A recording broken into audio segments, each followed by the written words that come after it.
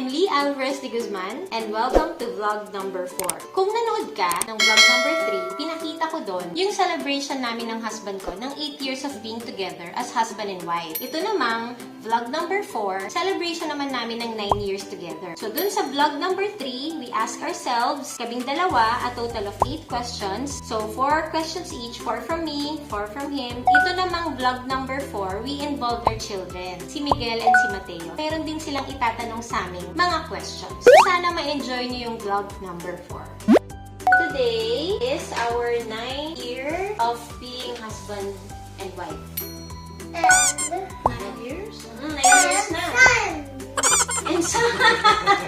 that's not Ayan. part of So any kanina, anniversary. nag-prepare ko sana yung nakapajama sila na terno. Kaya lang, gusto daw nila to look fancy. Why did you choose your outfit? Because it's fancy. Okay. Oh my, seriously. Because it's my perfect fancy one, so I always like yellow. Yeah. It's Mateo's favorite. Kung ano yung gusto nilang suotin, yun na lang. Gusto ko sana pare-pareho kami pajama pero ayaw niya. How about you, Miguel? I just chose this to look precise and neat. Ay, wow. Precise and neat. Good job, Papa. Good job. What would you say? You want to see a transformation? Oh, you got to put this together. A few moments later. What do you wanna ask us? Okay. Do you wanna see a transformation? Tapos gagawin mo yung ano mo? You ought to see a transformation. Sure.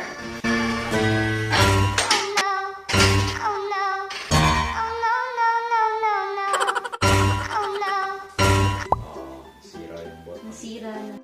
So ano? Welcome to Sun Life! Ching, ching, ching! Today is our 9th year together. We will give you a chance to ask us one question that you want to ask your parents. You will be given a chance to ask a question. What do you want to ask us? How did you guys start this relationship? I know the story now, but what was the second thing you did? Second thing we did from Like, what did you plan about the house thing? the house, this house, Yeah? this Yeah, the thing. plan. What do you mean? If you knew you were gonna have baby, what were you thinking to do? Okay. So, When you had the baby in the stomach, what were you gonna do to the house? this house. When we got married, this was not yet built. So we rented a house for 1 year. And after 1 year, when this house was built, because we wanted to have a house of our own, We decided to buy this house before we got married. It was part of the plan. We planned our marriage. Alongside that planning of our marriage, of our wedding, is the purchase of this house. Because it is said in the Bible that once you get married, you should, or the couple should build the family of their own house. They should be separate from their family, their immediate family already. nice question, ano? Good job. Well, let's ask naman yung Mateo. Hosting. House thingy. Si Mateo naman, what do you want to ask mom and dad?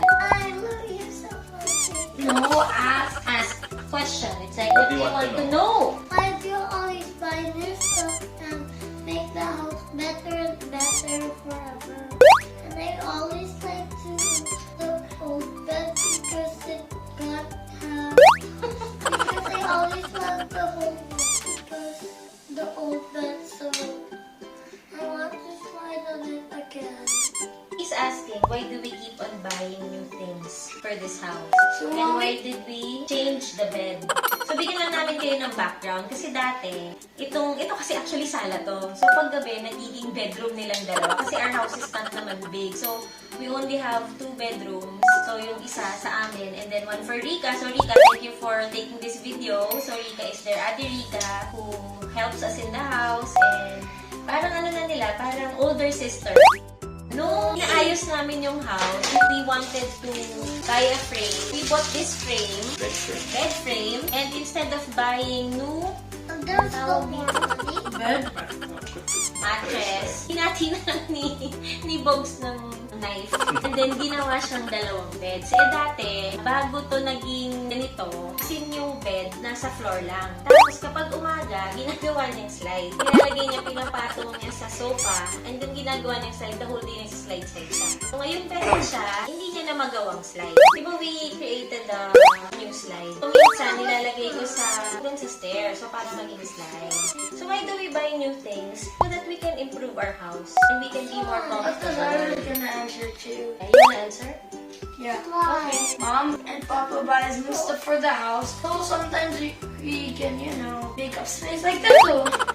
Look, that made a bit more space. See? Thank you, na. Thanks We for have limited space, so we need to be smart about And that. look, the coffee table, it's a new addition. Mom, it's the table. It's here before. Yeah. Thank you. May outcomes And the kayo. TV, there are the holes, and this is Ah, the okay, TV. Happy anniversary, Mom and Dad. Happy anniversary, Mom and Dad. Thank you. Thank you. Ay, oh. Okay.